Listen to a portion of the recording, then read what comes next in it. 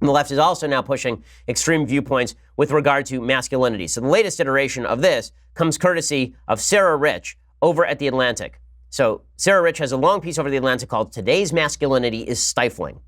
Okay, let me just point out, today's masculinity is less stifling than at any time in the recent past, because the fact is that today's masculinity has almost nothing to do with masculinity. Masculinity used to be tied to the idea of obligation to protect. Now, when I teach my son to be a gentleman, what I'm going to teach him is that it is necessary to protect those who are weaker than you are. You know, if you've ever seen the movie American Sniper, there's a long monologue where the main character talks about how basically people are either sheep, wolves, or sheepdogs.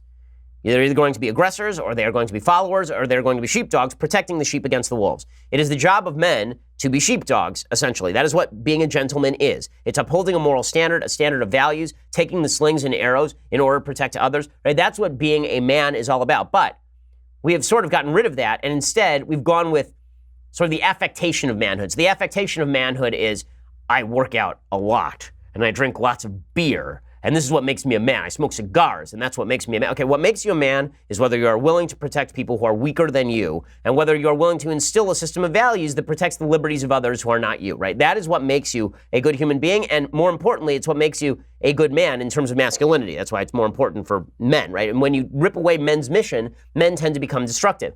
But if the idea is that masculinity now is too restrictive, what's so restrictive about it? Well, it turns out that when you identify masculinity with the affectation, there are a bunch of people who don't like the affectation. So first the feminists came for the idea that men should not protect women because that was sexist. And then they came for the idea that men should not even engage in the affectation of manhood. They should not dress like men. They should instead dress like women. Or if they do dress like women, that doesn't make you less of a man.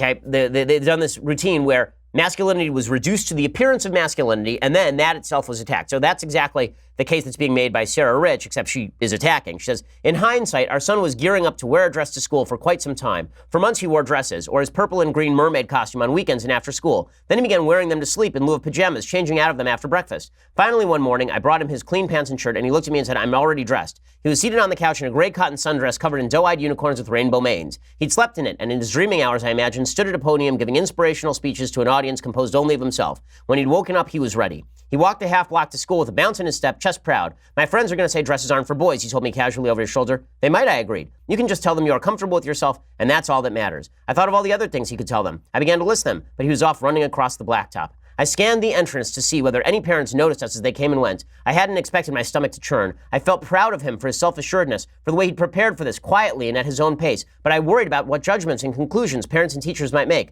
And of course, I was worried that somebody would shame him. Well, they shouldn't shame him. They should shame you. You're a bad parent. Okay, I'm just going to put this out there. You're a bad parent. You should not be allowing your young boy who is not old enough to figure out the ways of life. Okay, this is a kid who has not hit puberty yet. This is not a kid who is old enough to have figured out masculinity and femininity. For you to have sent him to school in a dress so that he can be made fun of by all the other kids is a nasty thing for you to do as a parent. There is something to the idea that you should be inculcating, yes, even the appearance of masculinity and femininity in your own children. Distinctions between the sexes are important. And it is you who are confusing your child. Your child is not going to be happier because your child is confused as a general rule. There are exceptions, but as a general rule, being gender confused and being confused about the sort of appearances of gender, it is not a worthwhile thing. Okay, you're pleased with his self-assuredness? The kid's 7. The whole self-esteem movement, the idea that you can subjectively define the reality around you and everybody is expected to adapt, that is not going to work out well.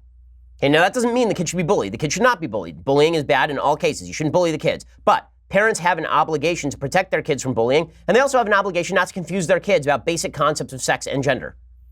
The idea that boys and girls dress differently is true in every society in the history of mankind. Now, you may say that there are other societies where boys wear kilts or boys wear skirts or whatever it is. That's not true in American society, and it is true that in Scottish society, men and women do not dress the same. Men and women do not dress the same because men and women are, in fact, not the same. And it is important to re-inculcate those gender differences. Those gender differences are a beautiful part of life. Those gender differences make your child less confused. You're telling me when the kid was 3 and put on a dress, you couldn't have said, you know what, sweetheart, that's not really appropriate. Let's go put on some boy clothes. But even that statement is apparently too radical for the entire left. And listen, I'll get a lot of flack for saying this, obviously, from the left, because the idea is that we're supposed to pretend that all choices you make for your child are equivalent. They are not equivalent.